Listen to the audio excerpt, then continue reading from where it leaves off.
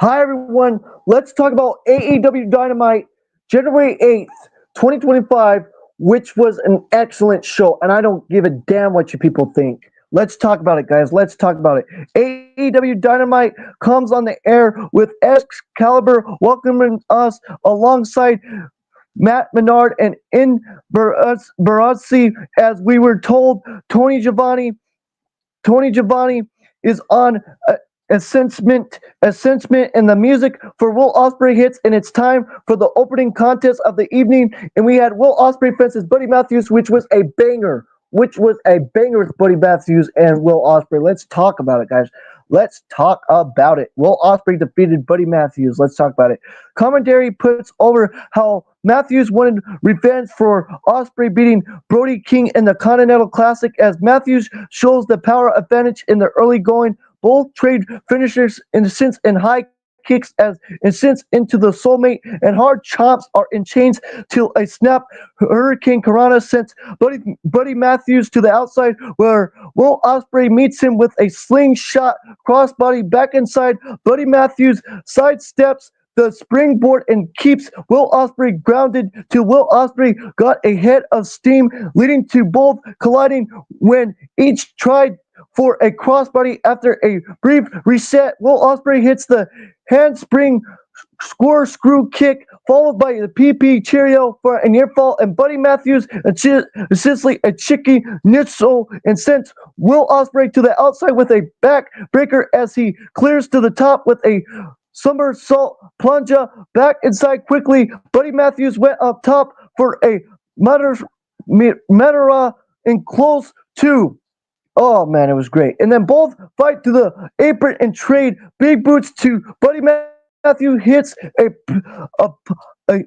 hip. I was thinking. Buddy Matthews hits a pump knee, a pump knee, a pump knee, a pump knee, only for Will Ospreay to fire a dress kick. Ospreay cutter a cinch block as Buddy Matthews tosses Will Ospreay off the apron, face first onto the commentary table, taking a page out of Brody King's playbook, and Buddy Matthews starts barking and hits a pump kick against the railing, and he tries it again but runs right into a twist kick as an Ospreay cutter off the barricade, and Buddy Matthews just breaks the count but rolling into a springboard drop kick and a bros Ospreay cutter for two, and Will Ospreay wanted a hiding blade but Buddy Matthews ducks into a pop up knee, but Will Ospreay no sell and hold. Also get a no sell and hits a hiding blade for a near fall and a Janaka kick connect, but Will Ospreay takes too long to follow up as Buddy Matthews fires up a combo, and Will Ospreay responds with a wall walk Incendiary and tries another Ospreay cutter, but Buddy Matthews caught him with a reverse go to sleep to the neck and crimp stomp for a super close two. Oh man, that was just insane. Then Buddy Matthews tries a Rainmaker, but Will Ospreay floats over into a style clash for another near fall, and Will Ospreay measures Matthews and has a smile on his face, knowing his faith as he eats a hiding blade from Will Ospreay, and Will Ospreay won with the hiding blade and defeated Buddy Matthews. And then there was good sportsmanship. Really good sportsmanship of the post match, and Will Ospreay and Buddy Matthews shook hands, which was really good stuff. We'll be talking about here in a couple seconds. Post match, Will Ospreay takes the mic and puts over Buddy Matthews, and he directly himself says Matthews, and Will Ospreay asserts Buddy Matthews and says he and Brody King didn't need to be followed by a leader, and they can go about things by themselves. And Brody King and Buddy Matthews can go for tag titles or singles if they choose. If he even needs someone by his side, Will Ospreay is his man, and they shook hands, and Ospreay went to the back. Man, that was just nice, man. Then, video packages of the AEW talent completing in Japan at Wrestle Dynasty, which was awesome showing that stuff. Then the Private Party Championship Celebration Crash, which was good with the Heart Syndicate and the Private Party, which was awesome. I think we're going to get a story between that. I can't wait for that, guys. Let's talk about it. So Isaiah Cassidy and Mark Quinn come out with some ladies celebrating their tag title defense on Collision last week and the first defense on Max. And Isaiah Cassidy says it's time to celebrate, but they were cut off by the Hart Syndicate. And MVP says they like to party too and step over the velvet ropes and saying he was the one to offense this kind of party. And MVP says it's time to raise a toast to Private Party and pro posting a toast. But Bobby Lashley says here to the Hart Syndicate taking those tag team titles. And MVP and Lashley and Shelton Benjamin pull out their drinks and make their way to the ring for Lashley upcoming match. And Isaiah Cassidy and Mark Quinn were just left standing there looking disappointed that their party was crashed, but knowing they had to deal with the Hart Syndicate soon. Like I said again, guys, I can't wait for that. I just can't wait. Then we had Bobby Lashley with MVP and Shelton Benjamin defeating Mark Briscoe, which was a fun match. Loved it too, man. Let's talk about it. Mark Briscoe and Bobby Lashley. Fun match, man. Let's talk about it. Bobby Lashley patted Mark Briscoe on the head and sits to the ropes open and offering him a chance to leave, which just fired Mark Briscoe up earlier on with strikes. And Bobby Lashley caught a charge into a sits flatlander and a suplex to the corner. And Lashley since hits a spinning sit out dominator for a near fall as Mark Briscoe battles back with some redneck Chafu, but jumps off the top into the slunch and launching off to the floor where Bobby Lashley storms, rolls him with a bounce, with a pound. Back from the break, Mark Briscoe mounts a comeback, but was cut off as Bobby Lashley hits a tackle and had Mark Briscoe and takes a nasty back bump off the apron, and Bobby Lashley slowly went off after, but didn't realize Mark Briscoe was under the ring where he popped Bobby Lashley with a chair and Sicily in nose to the ref and hits a springboard dive to the follow. And MVP is losing his mind on commentary about how Mark Briscoe should be DQ'd as Mark Briscoe hits a corkscrew moonsault from the top to the outside and a shout out to Big Tom as Mark Briscoe hits an Ishii sliding lariat followed by the Froggy Bowl, but Bobby Lashley kicks out at one, and Mark Briscoe couldn't believe it as Lashley ducks a corner charge and hits the spear, massive spine buster before it sends the heart lock for the submission, and that's what happened right there, and that's how Bobby Lashley won with the heart lock and defeated Mark Briscoe. Man.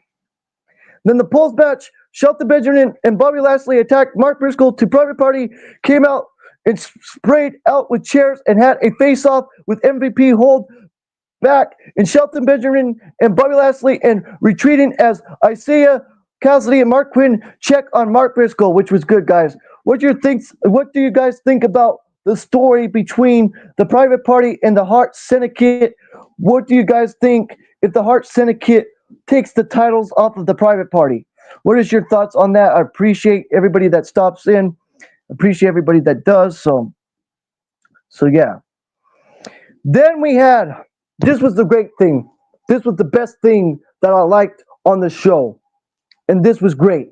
Will Hobbs wins the Casino Gauntlet to earn a AEW World title this coming Wednesday in the Maximum Carnage show. Oh, man. Let's talk about it, guys.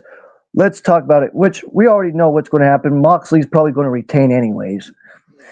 So let's talk about it. So Sling Blade Jay White earning the first spot in the last week 3 ways, and Adam Page were the first two to start, was Adam Page and Jay White, and were the two to start the match as some early jaw-jacking started and chomping the hell out one another. They trade pin since till Adam Page wanted a block shot, but flipping into a Blade Runner since Adam Page ducks trying dead eye, but Jay White brought him up the ropes with a superplex, and Wheeler Yuta is next and slowly comes in from the crowd, but rolling right into a Blade Runner only for Adam Page to break the count, and Adam Page takes both Jay White and Wheeler Yuta out with springboard lariats as he was left alone for the fourth entrance as Suits House hits, and everyone thought it was Swerve Strickland, but it was a swerve, so it speaks as Ricochet. Yeah, Ricochet tricked us, guys. Yeah, Ricochet tricked us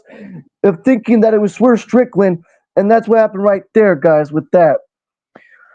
And then Excalibur has a great line saying last week's scissor beat papers after Ricochet stabbed Swerve Strickland, and Ricochet runs wild as he and Wheeler Yuta put the boots to Jay White and Adam Page during the break. And back from the break, Ricochet and Wheeler Yuta were both set outside as Adam Cole was out next and has his own super kick party before hitting his post. And Adam Cole hits the Panara Sunrise on Ricochet, who kicks out at 2. And then the TNT champion Daniel Garcia's in at 6 as he has a nice sense with Adam Cole as Daniel Garcia stacks Adam Cole and Jay White and Adam Page in the corner for punches and bunches, and Wheeler Yuta and Daniel Garcia trade straight slaps to Ricochet, clears Daniel Garcia with a pump kick, and Will Hobbs is next and launching Ricochet to the outside before ragdolling everyone in his path, and Adam Page mocks Will Hobbs, which proves a mistake as Will Hobbs throws him clear across the ring as Will Hobbs was in control, heading to another break. Then we return to Ricochet foolishly trying a cruise slugfest with Will Hobbs, who turns him inside out with a lariat. And then Jay White drop kicks out Will Hobbs' leg as Roderick Strong is in at 8 and dishing out backbreaker since, and Ricochet found himself rerounding and beating down by Adam Cole and Roderick Strong and Daniel Garcia, and everyone starts recovering and hitting high impact moves, including Jay White striking Ricochet with a sleeper suplex, and Jay White wanted a Blade Runner, but again, Wheeler Yuta took a win from him with a low blow, and Lance Archer was 9 and meets a diving Wheeler Yuta with a chokeslam on the apron, and Lance Archer keeps up the chokeslam in the ring before taking turns chugging Ricochet back and forth with Will Hobbs, and meat chants from the crowd, meat, meat, meat, meat, meat, meat, meat, meat, meat. Then from the crowd as much no soul power slams and Beastman slam as the Celeste is out to Kyle O'Reilly is 10 and beats the hell out of Wheeler Yuta on the stage, and the Undisputed Kingdom use their strength and number to stand tall to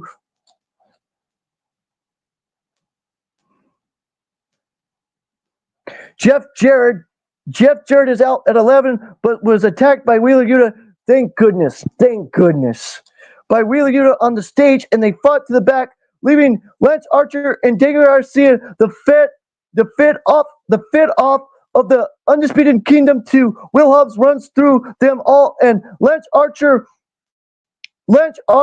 wanted black out on Will Hobbs, who sits free and sends Lance Archer to the outside as Kyle O'Reilly fires off a combo of kicks, but runs into a big-time spinebuster, allowing Will Hobbs to get the pin, and that's how Will Hobbs won.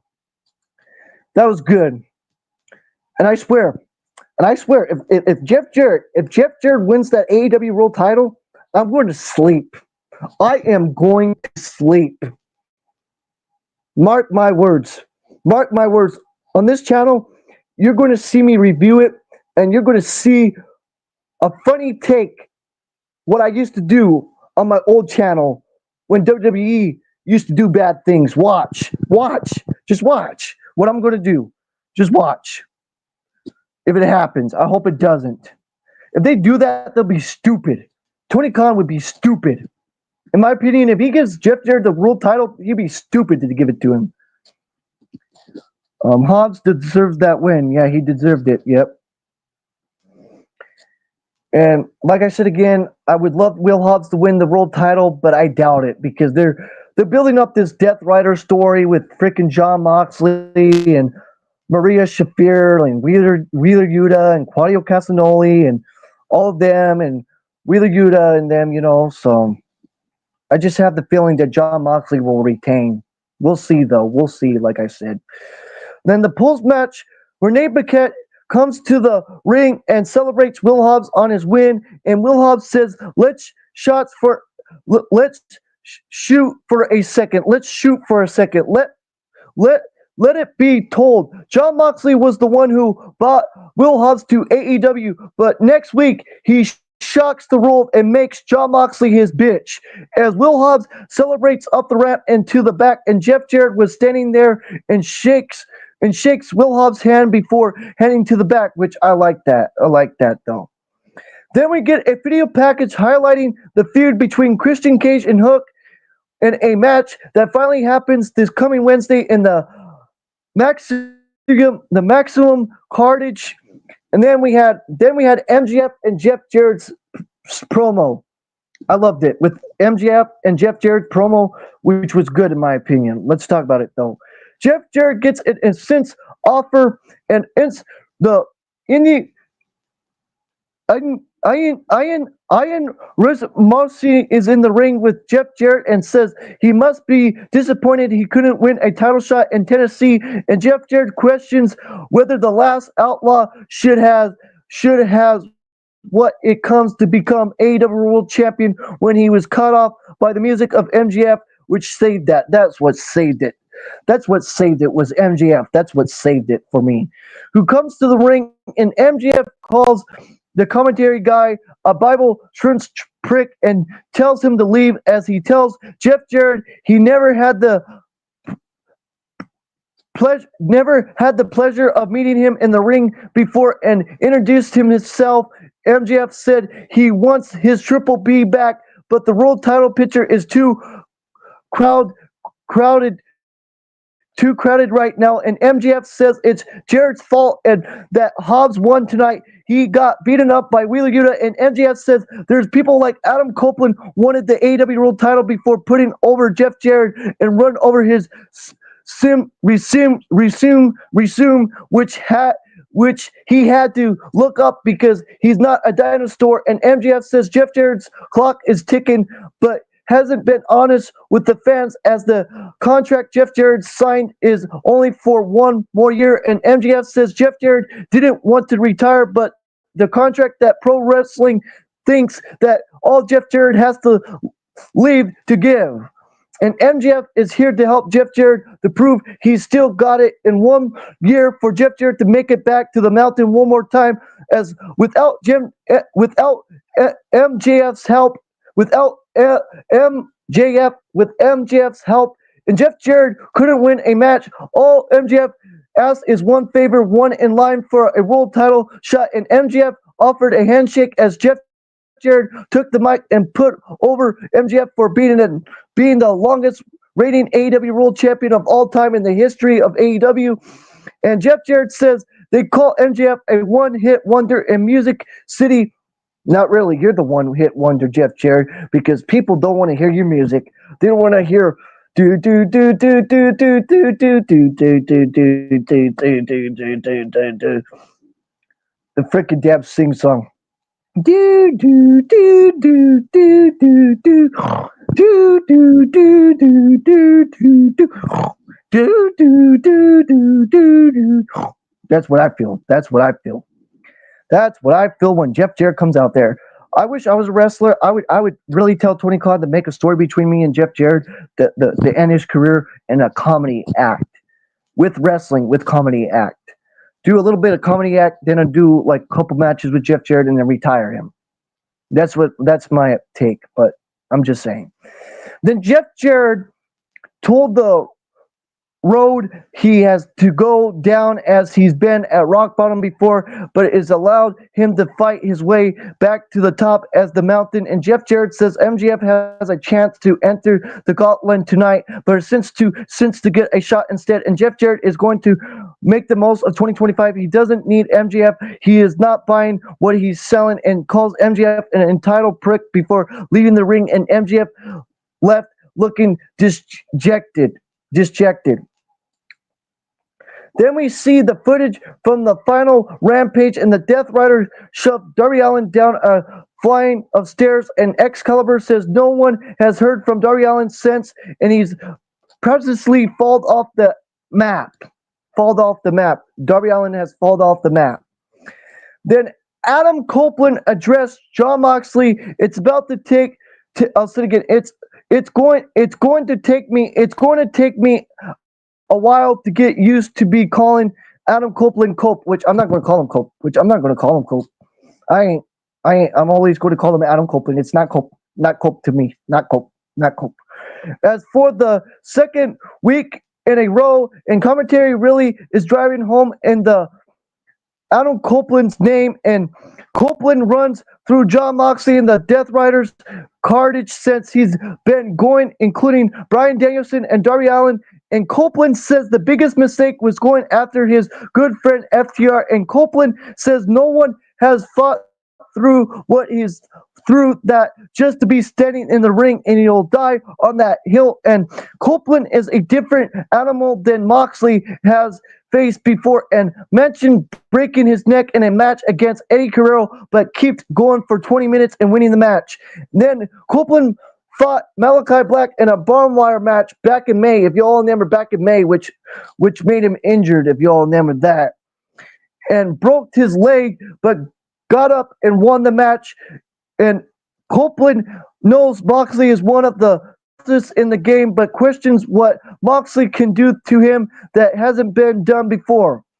Then John Moxley music hits, and AEW champion walks out from the crowd with Claudio Castagnoli and Wheeler Yuta, and FTR attacks Claudio Castagnoli and Wheeler Yuta from behind as the fight is on, as Copeland and Moxley brawl in the ring. Maria Shafir sprints to ringside, slides the briefcase into Moxley as Copeland grabs Maria Shafir, was distracted long enough for a return Pac to appear and attack from behind, and Moxley slides to the bulldog choke as FTR was taken out ringside, and Maria Shafir hands a back from John Moxley, but Will Hobbs music hits and he slowly walks out from the back and showing no fear, and Will Hobbs goes in the ring and all the Death Riders retreat.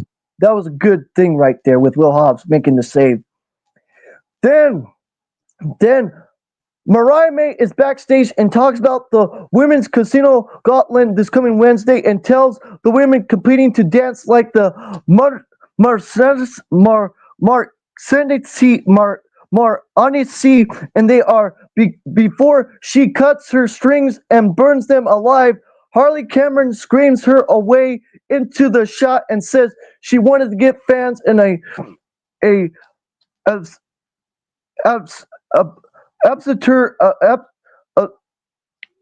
Absatur, I can't pronounce the word. An assert on Collision, and May says she's not getting a title shot, but Cameron says it's fine. Heart girls grab, and May says she's going to rip Cameron's head off, which Cameron says it's all right, but screams that May will find the width. I'll say it again, find the width. And Harley Cameron is great. The more we get of her on TV in 2025, the better. Which I agree with that. Harley Cameron is pretty cool. I like Harley Cameron. I don't know about you, Red Lightning Bolt, but I like Harley Cameron though. Then we had a triple threat match with Toni Storm, Willow Nightingale, and Chris Statlander, which was a good match, and I enjoyed it. Let's talk about it. Chris Statlander defeated Toni Storm and Willow Nightingale to earn the number one contender spot in next week's Women's Casino Gauntlet, which, this coming Wednesday in the Maximum Cartage. And all three ladies try early pins since to Willow Nightingale hits an Inzanari on Chris Statlander before running through Toni Storms with a shoulder tackle and missed distract spinebuster by Willow Nightingale, who stood tall till Chris Statlander is back in and trading more near falls, and Toni Storm keeps being tossed through the floor as she finally was able to put a stop to it with a crossbody off the top onto both, and Toni Storm tries a sunset flip on Chris Statlander, who doesn't bridge pose and didn't realize Willow Nightingale sneaking from behind to deliver a low blow since slingshot on Toni Storms as things went to the break. and Tony Storms tries for a crossbody again, but this time caught as Willow Nightingale and Statlander hit a double fallaway slam, and Statlander tries to offer a handshake to Nightingale, but Storms cuts them both off. A three-way slugfest ensues, and Tony Storms delivers a headbutt as Nightingale hits the desist lariat into a triple down, and Statlander backdrops out of Storm Zero and hits a shotgun dropkick, but she charges. Nightingale meets her with a pound out of nowhere and sweet shit music on Statlander as Nightingale hits a cannonball on both before landing on Storms with a DVD for two. Oh man, that was awesome. That was awesome. And then all three start trading duplexes and discuss lariats, boom, boom, boom, boom, boom, bam, bam, bam, bam, as Tony Storms assists Chaos Theory, but Nightingale was there to hit a triple German duplex. Storm nearly gets a flash cradle, but Statlander puts a stop to it and counters the Dr. Bomb as Statlander sends her to the floor and lays out Storms with a Wednesday Night Fear for the win, and that's how Chris Statlander won the match, and Nightingale was left and sits distracted as Statlander celebrates the victory. Then Renee Paquette is backstage with Tony Storms, who says she gives her best, but clearly isn't ready yet. And it was an honor to be in there with Statlander and Nightingale, but she's going to keep working hard as it's not Tony's time all the time, which was good. That was a really good statement backstage with Renee Paquette and Tony Storms, in my opinion. Then Kenny Omega. Kenny Omega. Kenny Omega. Oh man. Sorry, I have to do that. Kenny Omega returns to Dynamite. New entrance video and music plays as Kenny Omega makes his way out, high-fiving fans with a smile on his face and loud welcome back chant. Welcome back. Welcome back. Welcome back. Welcome back. Welcome back. Welcome back. Welcome back. Welcome back. As Kenny Omega's head is still bandaged from his match at Wrestle Kingdom, but it's never brought up by commentary, and Kenny Omega says it was a little over a year ago that he found out he had dermatitis, I can't pronounce the word, dermatitis, and had to have 2 feet of his essence removed, as the doctors say he would have been dead at he delayed any longer checking himself into the hospital. And Kenny Omega asked the doctors how long recovery is, but was told he'll be lucky to return to his normal ways of life, let alone to the ring. And Kenny Omega says he's pushing things too hard and found himself in the hospital 4 more times, 4 more weeks, and questioning if he could still do this. And Omega says there was time he thought giving up was the safest option, but once considered what repulse would he have on the planet without the fans with him. Omega says a few days ago he tested his theory in Tokyo, Japan, and just like he found his approach tonight, if Omega isn't in the ring giving fans everything he has, I'll say it again, I'll repeat it again, guys. In pursuits tonight, if Omega isn't in the ring giving fans everything he has every single week, then he is not living, and even through he is not the same guy. The new version is the one not worried about money, power, or revenge, can still prove he has what it takes. And then the Don Callis family comes out, the Don Callis family. Don Callis music plays, and they slowly walk out to loud blues, and Don Callis goes off 2 words before Omega bells from the ring and tackles Don Callis on the ramp with punching. Brian Cage and Lance Archer run out and attack, dragging Omega back to the ring as Omega sends to fight back, but Kyle Fletcher hits the ring to make it a 3-on-1.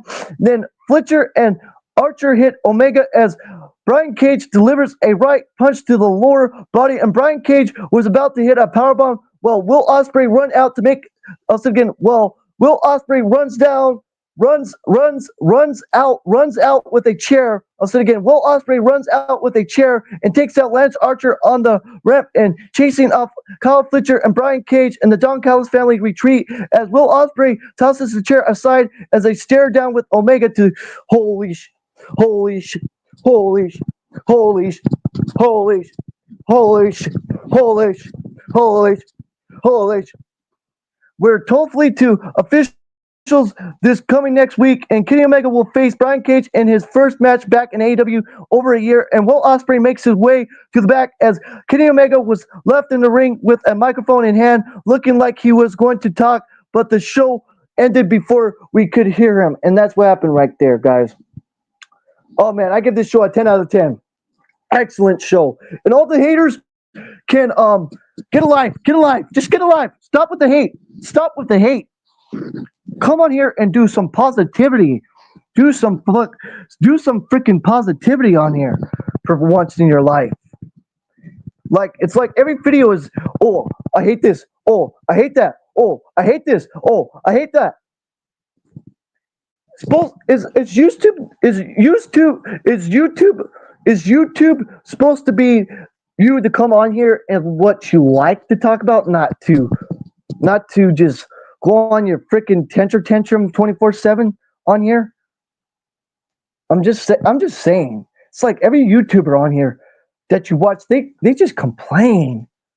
Like it's like nauseating. It's like nauseating, guys. It's like nauseating. I can't pronounce the word right, but you know what I'm trying to say, nauseating or whatever. But like it's like every video, they're not hype, they're not happy, they're just on there to just do it for money. Me and Red Lightning Boy, we do this for passion, for passion, for passion, for passion, for passion, for passion, for passion, for passion. It's like, man, don't these people get it through their heads to do this for passion, not for the money? But anyways, guys, they have it through their heads so much money and fame, just so much money and fame in their heads. I would be happy that if YouTube gave me money, but at the same time, I still make videos. I do this for fun. I do this for fun. To be honest with you, I do this for fun. I do this for fun and entertainment purposes. They try for some reason to turn their preview predictions into a negative complaint. Yeah, that is true. I really thought it would be Willow or 20 winning. Yeah, but it is what it is, bro. It is what it is. But there's a Casino Gotland, so there's going to be more people like the Man's Gotland happened this week with the Man's Gotland. So, but yes, guys, I give this Dynamite a 10 out of 10. I'll say it again. I give this Dynamite a 10 out of 10. It was an excellent show. Loved it from start to finish. And that's all I have to say, guys. This is Christopher Jackson Never. I'll say it again. This is Christopher Jackson Never. Don't forget to like the video, subscribe to the channel, hit those notification bells as always, guys. And that's all I have to say. And peace out and take care. And we're out.